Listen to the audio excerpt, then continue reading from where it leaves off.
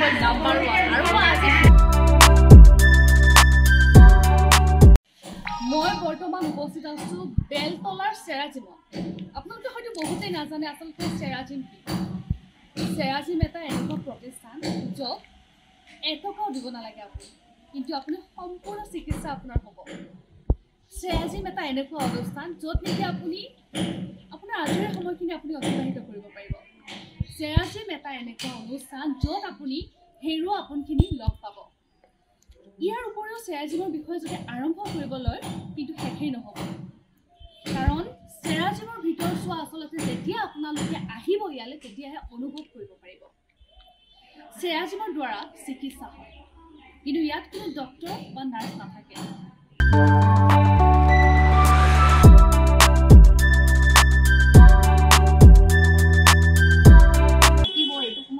ঠিক নকৰে, তেতিয়া আৰু আপুনি এনেকৈয়ে থাকিব লাগে যেতিয়ালৈকে মেন'পজ নহয়। এতিয়া কি কৰিম মানে মই উপায় নাই, বিচনাখনতে বাগৰি থাকোঁ। ল'ৰা ছোৱালীও টান পায়, কি হৈছে তোমাৰ খালি বেমাৰ। তাৰপিছত মই কি কৰিলোঁ, মোৰ মানে বিয়নী আহি থাকে ইয়াতে ৰীতা দাস আৰু অক্ষয় দাস। তেওঁলোকে ক'লে আপুনি ইমান কষ্ট পাই আছে, তালৈকে আহকচোন।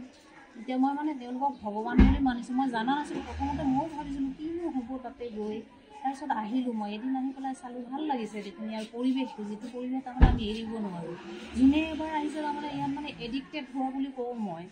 যোনে এবাৰ আহিছে সি এৰিব নোৱাৰোঁ। মোৰ ছোৱালীক মই আনিলোঁ, তাই মানে স্কুটিৰ পৰা পৰি কঁকালত দুখ পাইছিলে। তাৰপিছত তাইক এবাৰ আনিলোঁ, অনাৰ পিছত যিখিনি মানে ছাৰহঁতে মেমহঁতে স্পীচ এটা দিয়ে, মেণ্টেল স্পীচটো, সেইটো তাৰমানে এজ এ মানে কি ছোৱালী হিচাপে টিনেজ হিচাপে তাৰমানে বহুত বেছি লেকচাৰ চেকচাৰ শুনা বা ভাগৱত পাঠ শুনা সেইবিলাকৰ প্ৰতি সিহঁতে ইমান এটা আগ্ৰহ নেদেখুৱায়। কিন্তু তাই মোক ক'লে, মা মই ইমান স্পীচ শুনি থাকিব নোৱাৰোঁ, মই নাযাওঁ। মই কৈছোঁ তেতিয়াহ'লে ইয়াৰ কি প্ৰতিকাৰ কৰা যায়, কাৰণ কিয় তাই ভাল পোৱা বুলিও কৈছে কঁকালৰ বিষটো। তাৰপিছত মই ছাৰ মেমহঁতক ক'লোঁ যে তাই স্পীচ শুনিব টান পায়। এতিয়া কি হৈছে মানে তাই মানে সেই বেডবিলাকৰ মই চব মানৱ সেৱা হ'ব, তুমি এইখিনি হেল্প কৰি ছাৰহঁতে কৈছে হ'ব, তাই যদি এনেকৈ কৰে। এতিয়া মানে কি হৈছে, মই এইটো কাৰণেই উল্লেখ কৰিছোঁ, তাই মানে এতিয়া এডিক্টেড নিচিনা হৈ গৈছে। তাই নহাকৈ থাকিব নোৱাৰে মানে যিখিনি ইয়াৰ ব্যৱহাৰ, মানে মই ছোৱালীকেইজনী, মোৰ নিজৰ ছোৱালী, মোৰ ছোৱালীৰ এইজো সিমানেই, ছাৰহঁতকো মানে পাহৰিব নোৱাৰোঁ। মানে ঘৰত যোৱাৰ পিছত তাৰমানে ইয়াৰ কথাই চিন্তা আহে, বিশেষকৈ মোৰতো আহে, বেলেগৰ কথা মই নাজানো। আৰু CSB কৰাৰ কথাটো মই ভাবোঁ, মই অত্যন্ত মানে এটা মানে কি ভগৱানৰ আশীৰ্বাদ পোৱাৰ পথ মানে ইয়াত আহিলে মানুহে পাব। ময়ো বহুতকে কৈছোঁ আৰু যিমানখিনি পাৰিছোঁ মোৰ পৰিয়ালৰ মানুহক মই আনিব চেষ্টা কৰিছোঁ, আহিছেও সেনেকৈ। ছোৱালীটো উদাহৰণ আহিয়ে আছে, এতিয়ালৈকে ডাঙৰ ল'ৰাটো আনিছোঁ, সৰু ল'ৰাটোক এতিয়ালৈকে আনিব পৰা নাই। সিহঁতৰ কোচে মানে মই মাৰ্চিয়েল আৰ্টত দিছোঁ, ল'ৰাটোক মানে কোচে কৈ থৈছে তাত নাযাবা, তাত মানে বুঢ়া মানুহ এজেড মানুহবিলাকেহে যায়, সেইকাৰণে মই তাত লৰাব পৰা নাই। ওচৰ পাজৰৰ মানুহ বহুতকে কৈছোঁ, আহিব, তেওঁলোকে কথা দিছে। কাৰণ বহুতে গম নাপায় ইয়াৰ সুবিধাবোৰ। আচলতে যিসকলে আহিছে এবাৰ তেওঁলোকেতো গম পাবই, কিন্তু নহাকেতো একো গম পাব নোৱাৰে ন ইয়াত কি হৈ আছে ভিতৰত প্ৰকৃততে। আৰু বিশেষকৈ কি জানে, মানে ইয়াত যে কমপ্লিটলি ফ্ৰী, সেই বস্তু তেওঁলোকক বুজোৱা যায়। মানে এইখিনি বস্তু পোৱা যায়, আপোনালোকে থেৰাপি ল'ব যাওক মানে হস্পিটেলবিলাকত 500 টকাৰ তলত নাহে। আকৌ অহা যোৱা আপোনাৰ হেৰিটো আছে, আৰু তাতে গৈও আপোনালোকে ৰখি থাকিব লাগিব। এইখিনি কথা ভালকৈ বুজাইও দিয়া যায়। তেওঁলোকে ভাবে ফ্ৰী মানে চবৰে ডাউট এটা আহে যে যাচি দিয়া সোণৰ দাম নাই, যে কথা এষাৰ আছে, তেওঁলোকৰ মনত তাৰমানে সেই এটা ডাউট এটা আহি যায়। সেইকাৰণে মানে বহুত মানুহে তাৰমানে প্ৰথমতে মানে তেওঁলোকে হেৰি হ'ব নিবিচাৰে, বিশ্বাসত ল'ব নিবিচাৰে, কিন্তু এবাৰ অহাৰ পিছত আৰু যাবলৈ মন নকৰে। নিশ্চয়কৈ সকলোৰে ক্ষেত্ৰতে এইটো হয়, কাৰণ চেৰাজিম এবিধ এনেকুৱা প্ৰতিষ্ঠান বুলি ক'ব লাগিব যি এবাৰ যোনে ভিতৰত সোমাইছে তেওঁহে গম পাব। নিশ্চয়কৈ ধন্যবাদ। আপোনাৰ নামটো আৰু ক'ৰ পৰা আহিছে? মোৰ নামটো ৰঞ্জন জ্যোতি মহন্ত, মই মৰিগাঁৱৰ পৰা আহিছোঁ। আপুনি মৰিগাঁৱৰ পৰা আহিছে নে ইয়াতে থাকে? মৰিগাঁও ঘৰ, মই হাতীগাঁৱত থাকোঁ ইয়াত। আপুনি কেতিয়াৰ পৰা চেৰাজিমৰ লগত জড়িত হৈছে? 11 তাৰিখৰ পৰা আহি আছোঁ। মই চেৰাজিমক আহি পেলাই মই খুব ভাল পাইছোঁ, পুনৰ জীৱন পোৱাৰ দৰে মই পাইছোঁ। মোৰ অলপ প্ৰব্লেম আছিল, চুগাৰৰ প্ৰব্লেম আছিল, তাৰপিছতে পজেন চলজাৰ হৈছিল এই হাতটো মই খুব ধুনীয়াকৈ এতিয়া ভাল পাইছোঁ। আৰু যিখিনি মোৰ দেহৰ বিসংগতি আছিল সেইখিনি মোৰ খুব সুন্দৰকৈ ভাল পাইছোঁ। আৰু প্ৰত্যেকগৰাকী কৰ্মচাৰীলৈকে বা যিসকলে ইয়াত মোক সহযোগিতা জনায় হেলা ৰঙে, তেওঁলোকে পুৱা 7 বজাৰ পৰা ৰাতি 8 বজা পৰ্যন্ত কোনো ধৰণৰ বিৰক্তি ভাৱ নোহোৱাকৈ সেৱা আগবঢ়াই আহিছে। প্ৰায় 300মান মানুহৰ ডেইলি, 16টামান বেষ্ট হয় আমাৰ। আৰু আপুনি কি সমস্যা লৈ আহিছিলে প্ৰথমে ইয়াতে? মোৰ আছিল চুগাৰ আছিল, প্ৰজেণ্ট চ'লজাৰ আছিল আৰু কনষ্টিটিউশ্যন আছিল। এতিয়া আপুনি কেনেকুৱা সুফল লাভ কৰিছেনে? এইকেইটা গোটেইকেইটা সুফলেই মই লাভ কৰিছোঁ। আৰু কি ক'ব চেৰাজিমৰ বিষয়ে কি ক'ব? চেৰাজিমৰ বিষয়েনো কি ক'ম, নাম্বাৰ 1 বেলতলা চেণ্টাৰ আমাৰ। ক'ৰ পৰা আহিছে আপুনি? বেলতলাৰ পৰা আহিছোঁ। অঁ আচ্ছা। আৰু চেৰাজিমত জড়িত হোৱা কিমান বছৰ হৈছে আপোনাৰ? বছৰ হোৱা নাই, ফেব্ৰুৱাৰী মাহৰ পৰা আহিছোঁ। হয়, আৰু আহি আছে ক্ৰমান্বয়ে এতিয়া? কণ্টিনিউ আহি আছোঁ মই, মানে এবচেণ্ট কৰা নাই। আৰু যি সমস্যাৰ বাবে আহিছিল এতিয়া কেনেকুৱা পাইছে, উপক্ৰম হৈছেনে? বহুত ভাল পাইছোঁ। তাৰমানে মোৰ হাতৰ গোটেই গাৰ বিষ আছিলে, কঁকালৰ বিষ, টোপনি নাহে। তাৰপিছত বহুত মানে চেষ্টা কৰি মানে টোপনিটো নাহে, ৰাতি বহি থাকিব লাগে। তাৰপিছত মই ডক্টৰৰো বহুত মানে চিকিৎসাও কৰিলোঁ, হাতৰ বিষয় মানে ভাল নাপাওঁ আৰু জ্বৰ চৰ্দি কাহ মানে কণ্টিনিউ হৈ থাকে। তাৰপিছত মোৰ ওচৰতে ভণ্টি এজনী আছে, তাই বহুত দিনৰ পৰা কৈ আছিলে এবাৰ তাত গৈ কিনি দেখুওৱা, তুমি কিজানি ভাল পাই যাবি। তাৰপিছত মই মানে আহিবৰ কাৰণে ওলালেও বহুত মানে মানুহে মানা কৰে, আহিব নিদিয়ে, তাত গৈ ভাল নাপাওঁ তেনেকুৱা কাম। তথাপিতো মানে মই বহুত কথা চিন্তা কৰি বেমাৰটো ভাল নোহোৱাৰ কাৰণে মই আহিলোঁ ইয়ালৈ। অহাৰ পৰা মানে কি হ'ল তাৰ মানে মই এই হাতখন মানে চিধা কৰিব পৰা নাছিল, ওপৰলৈকে দাঙিব নোৱাৰোঁ। কিন্তু এই হাতখন এতিয়া মই গোটেইখিনি কাম কৰিব পাৰোঁ, বহিব নোৱাৰোঁ। নামঘৰৰ কাম কৰোঁ মই, কিন্তু নামঘৰ মুচিব পাৰিছোঁ, মূৰ আঁচুৰিব পাৰিছোঁ, কাপোৰ ধুব পাৰিছোঁ, গোটেইখিনি কাম কৰোঁ। ইয়াৰ আঁৰত আপুনি কি বুলি ভাবে, চেৰাজিমকে নাম উল্লেখ কৰিবনে? চেৰাজিমৰ নামতে মানে আহিছোঁ যেতিয়া আৰু চেৰাজিমৰ নাম লৈয়ে থাকোঁ। মানে চেৰাজিমে আপোনাক যথেষ্টখিনি স্বাস্থ্যৰ ক্ষেত্ৰত কৰিছে।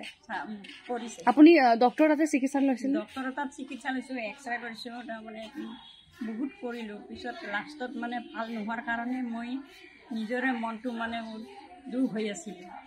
সৌভাগ্যখনেৰে যদি মই একো কৰিব নোৱাৰোঁ, মই মানে কেনেকৈ মানে বাচি থাকিম। অৱশেষত চেৰাজিমত আহি আপুনি সুফল লাভ কৰিলে? সুফল লাভ কৰিলোঁ। ইয়াত অহাৰ প্ৰথম দিনাখন অলপ ভয় লাগিছিলে, বেটকেনাত শুই মানে। তাৰে পিছদিনাখন মই মানে চিন্তা কৰিলোঁ, নাই ভয় কৰিলে নহ'ব, যাবই লাগিব তাত।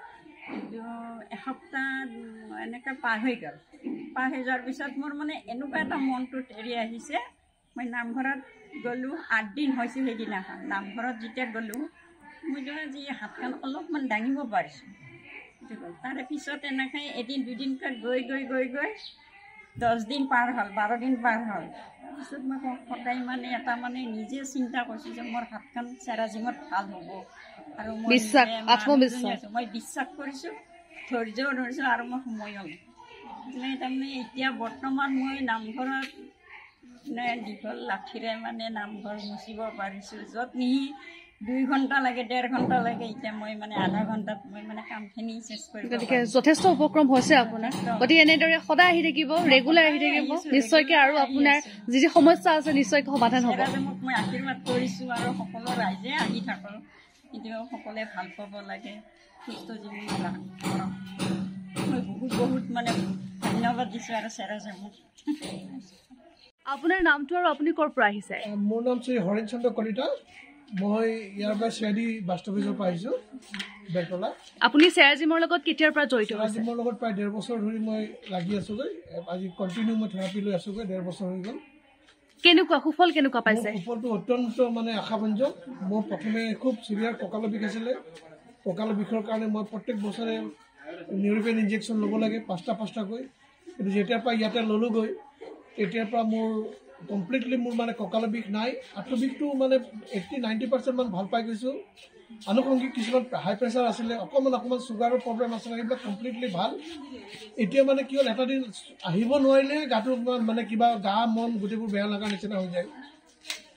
অত্যন্ত সুখী। মোৰ মানে প্ৰথমে পৰিবাৰৰ মানে হাতত এটা বিষ এটা হৈ আছিলে, ইনজেকশ্যন লৈ অৰ্থপেডিক্সত 3000 মান টকা দি কিনে এটা ইনজেকশ্যন লৈ 5 মাহ 6 মাহমান পিছত ভাল হয়। তেওঁ আহিলে, প্ৰথমে আহি কিনে ইনজেকশ্যন, ইয়াতে অহাৰ কেইদিনমান পিছৰ পৰা বিষ নাইকিয়া হৈ গ'ল, ইনজেকশ্যন বন্ধ। তাৰপিছত ইয়াতে সদায় আজিলৈকে আহি আছোঁ আমি। তেওঁ ভাল হৈ গ'ল, তাৰপিছত ময়ো আহিলোঁ। এতিয়া মানে চেৰাজিমক লৈ আমি অত্যন্ত সুখী।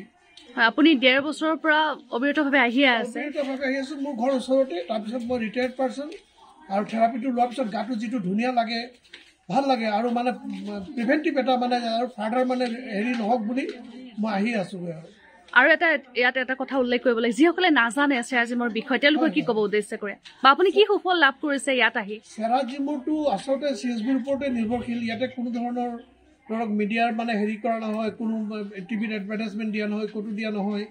গতিকে মই প্ৰায় মই বেছি 9-10জনমান লৈ আহিছোঁ। মোৰ বৌক আনিছোঁ, মোৰ ভাই বোৱাৰীক আনিছোঁ, আৰু মোৰ বন্ধু বান্ধৱখিনি, মোৰ মৰ্ণিং ৱাকৰ মানুহখিনিক আনিছোঁ।